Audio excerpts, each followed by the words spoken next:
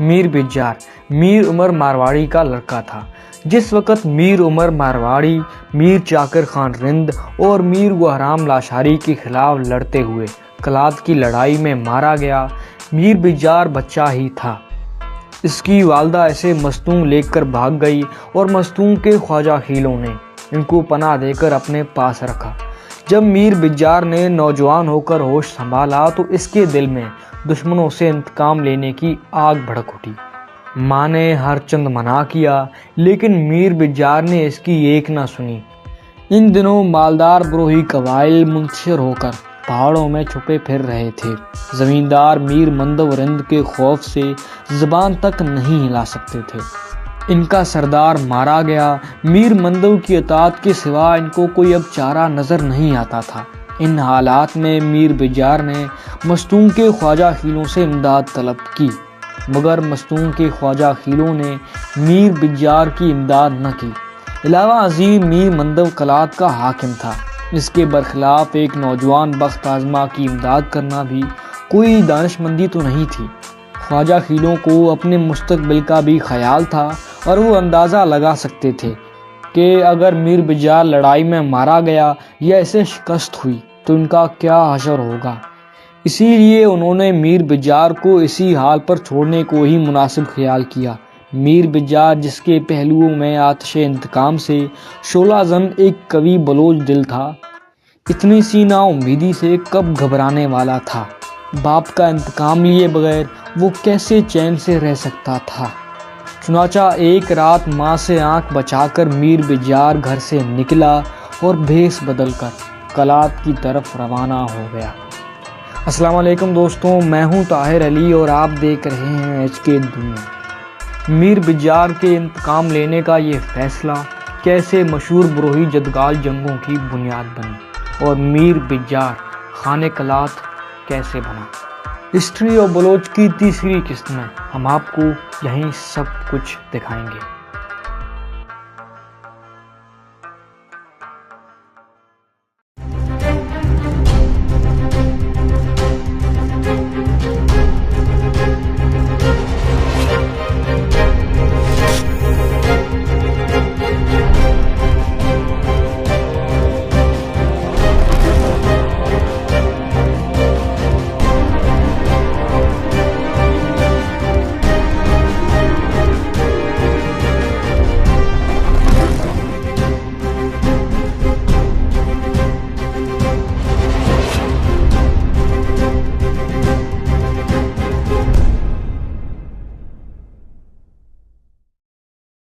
میر بجار کا جو سفر مستونگ میں شروع ہوا تھا وہ منگوچر نامی ایک علاقے میں ختم ہوا۔ منگوچر میں اسے چند زمیندار کھیتوں میں پانی دیتے ملے۔ اتفاقاً یہ زمیندار میرواڑی تھے، لیکن میر بجار کو جو بچپنے سے نکل چکا تھا نہ پہچان سکے۔ میر بجار نے ان سے ملاقات کی، حالات پوچھے۔ دلجلے زمینداروں نے بھی بتلایا کہ مندو رند کلات کا حاکم ہے، چاکر اور گوہرام کچی کی فتح میں مصروف ہیں اور بدبخت میر عمر کا لڑکا مستونگ میں خواجہ خیلوں کی روٹیاں توڑتا ہے۔ اسے اپنے باپ کے خون کی بھی غیرت نہیں آتی، جو اس موقع سے فائدہ اٹھانے کی کوشش نہیں کرتا۔ میر بجار نے جب زمینداروں کی باتیں سنی تو اسے یقین ہو گیا کہ اس کے ہمدرد موجود ہیں۔ تب میر بجار نے اپنا نام ظاہر کر دیا۔ یہ سن کر زمیندار بہت خوش ہوئے اور انہوں نے راتوں رات میر بجار کو رئیس سیاہی کے پاس بمقام چھپر پہنچا دیا۔ میر سیاہی میرواڑیوں کا ایک رئیس تھا جو چھپر کے مقام پر رہتا تھا۔ میر سیاہی نے جب میر بجار کو دیکھا تو بہت خوش ہوا اور اپنے آدمیوں کو خفیہ طور پر بلا کر پہاڑوں اور میدانوں میں بروہی قبائل کے پاس بھیجا اور ان کو میر بجار کی آمد کی اطلاع دے کر بہت جلد چھپر میں جمع ہونے کی ہدایت کی۔ اسی اثنا میں اگرچہ میر سیاہی نے میر بجار کو خاموش رہنے کی سخت تلقین کی تھی، مگر میر بجار چونکہ نوجوان تھا صبر نہ کر سکا۔ میر سیاہی کے لڑکے کو اپنے ساتھ لے کر میر بجار ایک دن میر سیاہی کو اطلاع دیے بغیر گھر سے نکلا اور کلات سے مندوانیوں کے اونٹوں کا ایک گلہ لوٹ لایا۔ مندوانیوں نے ان کا تعاقب کیا۔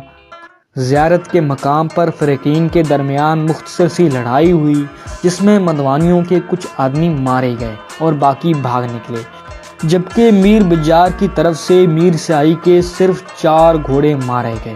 اس لڑائی سے میر بجار کا چرچا عام ہوا۔ بروہی جہاں کہیں بھی تھے، اطلاع پا کر جوک در جوک میر بجار کے پاس جمع ہونا شروع ہوئے۔ کہتے ہیں کہ بروہیوں نے جس جگہ یہ خبر سنی، گھر بار، مال مویشی پہاڑوں پر عورتوں کے سپرد کر کے بوڑھے اور جوان وہاں سے میر بجار کے پاس کھینچ آئے۔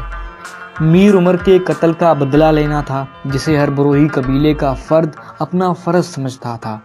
غرض یہ کہ چند دنوں کے اندر بروہیوں کا ایک بہت بڑا لشکر میر بجار کے پاس چھپر میں جمع ہو گیا۔ میر مندو کو میر چاکر اور میر گوہرام کی طرف سے کوئی امداد نہ مل سکی۔ میر بجار نے بھی اسے زیادہ انتظار کا موقع نہ دیا۔ میر بجار بروہیوں کو ساتھ لے کر کلات پر چڑھ دوڑا۔ میر مندو بھی مقابلے کو نکلا۔ کلات کے قلعے کے عین سامنے لڑائی ہوئی۔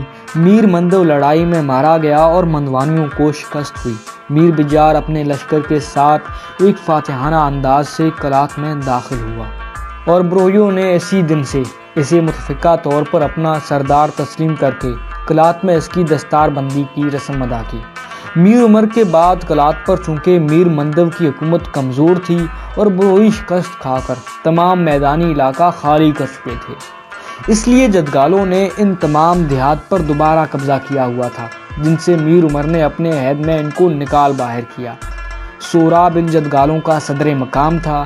میر بجار نے کلات فتح کرنے کے بعد جدگالوں کے ساتھ نمٹنے کا فیصلہ کر لیا، تو یہاں سے مشہور بروہی جدگال جنگ شروع ہوئی، جو کئی سالوں تک متواتر جاری رہی، اور اس عرصے میں ڈاکے، لوٹ مار، قتل و غارت گری کے جو 20 واقعات شب و روز واقع ہوتے رہے۔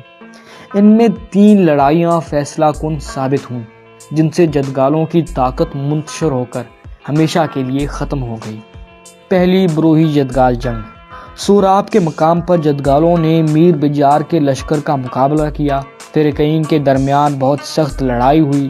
آخر کار جدگال شکست کھا کر غوزدار، زیدی اور نال کی طرف پسپا ہوئے، اور بروہیوں نے سوراب اور اس کے گرد و نواح کے تمام علاقوں پر قبضہ کر لیا۔ دوسری بروہی جدگال جنگ۔ چند سال بعد جدگال پھر غوزدار اور نال میں جمع ہونا شروع ہوئے۔ کہتے ہیں کہ اس دفعہ حب اور سارونا کے چھٹ، کچی، کرخ، وڈ اور بیلا کے جاموٹوں نے مل کر یوسف جدگال کی سرگردگی میں بروہیوں پر حملہ ور ہونے کو لشکر نکالا۔ میر بجار نے اطلاع پا کر بروہیوں کو جمع کر لیا، سوراب سے آگے بڑھ کر جھالاوان پر حملہ کر دیا۔ سمان کے مقام پر جدگالوں کے لشکر سے ان کی مد بھیڑ ہوئی۔ سمان غوزدار کے نزدیک جانب وٹ کا ایک علاقہ تھا۔ گماسان کا رن پڑا۔ اس لڑائی میں بروہیوں نے جدگالوں کو بری طرح شکست دی۔ جدگال سر پر پاؤں رکھ کر بھاگ گئے، یہاں تک کہ وڈ اور ناچ سے بھی آگے نکل گئے۔ اس لڑائی میں مشہور سردار میر دوستین نوشروانی کا لڑکا ملک دینار بروہیوں کی طرف سے مارا گیا۔ بروہیوں نے نال، ہزارگنجی، ناچ اور وڈ پر قبضہ کر لیا۔ تیسری بروہی جدگال جنگ۔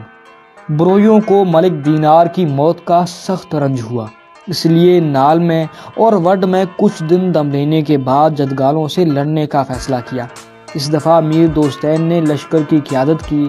گرسیا کے مقام پر جدگالوں نے میر دوستین کے لشکر کا مقابلہ کیا، لیکن بہت جلد شکست کھا کر پسپا ہو گئے۔ میر بجار اور اس کے بروہی قبائل کے قبضے میں اب ایک وسیع علاقہ آ چکا تھا۔ اس علاقے کی آبادی اور نگرانی کے لیے میر بجار نے تمام علاقوں کو قبیلہ دار بروہیوں میں تقسیم کر دیا۔ ہر قبیلے کو اس علاقے کی جو اس کے سپرد ہو چکا تھا حفاظت اور آبادی کا ذمہ دار بنایا۔ ہر سردار کو اس قبیلے کے ساتھ اس علاقے میں بٹھا کر میر بجار خود کلات چلا آیا۔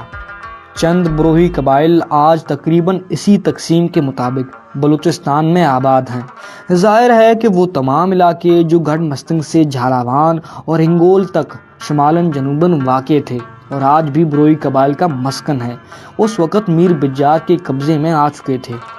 یہاں کے پہاڑ سرسبز اور پہاڑیاں دشوار گزار تھیں۔ جو مال چرائی کے لیے موزوں اور زمانہ جنگ میں ایک قدرتی قلعہ کا کام دیتی تھی۔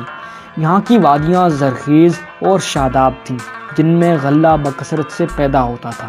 یہاں پر میوہ درختوں کے باغات تھے جن پر قبائل کا گزارا بآسانی سے ہو سکتا تھا۔ اس لیے بروہیوں نے بھی ملک کے اس حصے کو مستقل طور پر اپنا مسکن بنایا اور اپنی اپنی بستیاں قائم کر کے یہاں آباد ہونا شروع ہوئے۔ تو یہ تو تھی ان علاقوں کی باتیں جہاں بروہی قبائل آباد ہو گئے تھے۔ میر بجار طبعاً رحمدل، نیک اور آزاد خیال شخص تھا اور شکار کا دلدادہ تھا۔ اگرچہ قبیلے میں اس کی بہت عزت تھی اور بروہی اس کے پسینے پر اپنا خون بہانا باعث فخر سمجھتے تھے، مگر میر بجار کو حکومت کرنے کا شوق نہیں تھا۔ وہ حکومت کرنے کو ایک بہت بڑا بوجھ خیال کرتا تھا۔ اس لیے قبائلی انتظام سے فارغ ہو کر میر بجار خشکی کے راستے حج کے لیے بیت اللہ روانہ ہو گیا۔ کچھ سال مکہ معظمہ میں گزار کر جب وہ واپس آیا تو میر چاکر خان رند اور میر گوہرام لاشار کی طرح سرداروں کو اس کے قبیلے کا مالک و مختار بنا کر تخت سے دستبردار ہوا۔ میر بجار قلات کو چھوڑ کر اپنے قبیلے میں جا کر رہنے لگا۔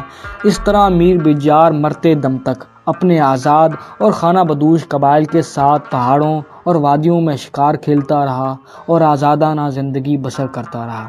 اس کی موت غالباً سوراب میں واقع ہوئی تھی۔ تو دوستوں، قلات ایک بار پھر بنا کسی حاکم کے سرداروں کے ہاتھوں میں آ چکا تھا۔ اس دوران ہندوستان میں ایک نئی سلطنت ابھر کر سامنے آ رہی تھی اور بہت جلد اس کی نگاہیں قلات کے اس قلعے پر پڑنے والی تھیں۔ یہ سلطنت تھی مغلیہ سلطنت، دی مغل امپائر۔ مغلوں نے قلات پر کیسے قبضہ کیا اور بلوچوں نے اس قبضے کو چھڑانے کے لیے کیا کیا کیا، یہ سب کچھ آپ کو دکھائیں گے، لیکن ہسٹری آف بلوچ کی چوتھی قسط میں۔ دوستوں، اگر آپ کو یہ ویڈیو اچھی لگی ہو تو لائک کریں، دوستوں کے ساتھ شیئر کریں اور چینل کو سبسکرائب کرنا مت بھولیں۔ اور ہاں، آپ میں سے بہت کا سوال تھا کہ ہم بلوچ ہسٹری کو بنانے کے لیے کون سی کتابوں یا کون سے ریسورسز کا استعمال کرتے ہیں۔ تو دوستوں، اینڈ اسکرین میں آپ کو ان کتابوں اور ریسورسز کے نام نظر آئیں گے۔ تو پھر ملیں گے ایک نئی ویڈیو کے ساتھ، تب تک کے لیے شکریہ اور خدا حافظ۔